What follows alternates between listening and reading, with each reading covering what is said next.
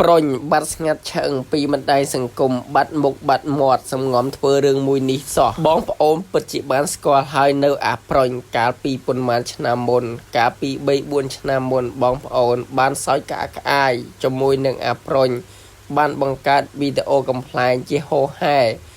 បានរំសាយទុកកង្វល់ទៅដល់បងប្អូនមួយចំនួនដែលបានសោយស្បាយជាមួយនឹងអាប្រុញដែលអាប្រុញបាននិយាយវោហារស័ព្ទរបស់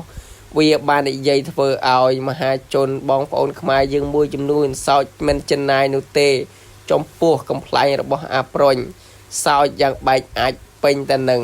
ប៉ុន្តែមួយរយៈក្រោយមកដោយសារតែអាប្រុញបានចូលប្រឡូកនៅក្នុងវិស័យសម្ដែងមួយយ៉ាងធំជាមួយនឹងអុកញ៉ាមួយអុកញ៉ាពេជ្រសម្បត្តិបន្ទាប់មកក៏បានចាក់ចេញអំពីគាត់ក៏បានបាត់មុខអាប្រុញឈប់សម្ដែងនៅក្នុងបណ្ដាញសង្គមបាត់មុខបាត់មាត់ឆឹងបន្ទាប់មកបានលេចលឺឃើញអាប្រុញធំពេញរូបពេញរាងមានសាច់មានឈាមពេញកំឡោះស្ដូកថែមទាំងសង្ហាថែមទៀតផងក៏បានឃើញអាប្រុញបានខ្លាចទៅជាថកាយជ្រូកកណ្ដុរបាត់ទៅហើយបានអាំងជ្រូកកណ្ដុរលក់ដែលមានរសជាតិឈ្ងុយឆ្ងាញ់មែនទែនឥឡូវអាប្រុញមិនមែនជាក្មេងលេងកំ pl ុកកំ pl ែងនឹងឲ្យបងប្អូនសោយសប្បាយទៀតនោះទេ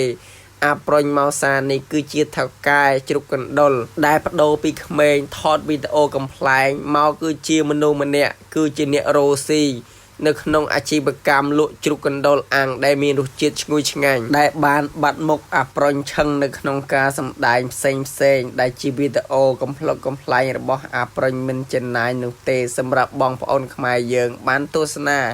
វីដេអូរបស់អាប្រុញសោចស្ទើរតែលេចនោមគ្រប់គ្នាទៅហើយ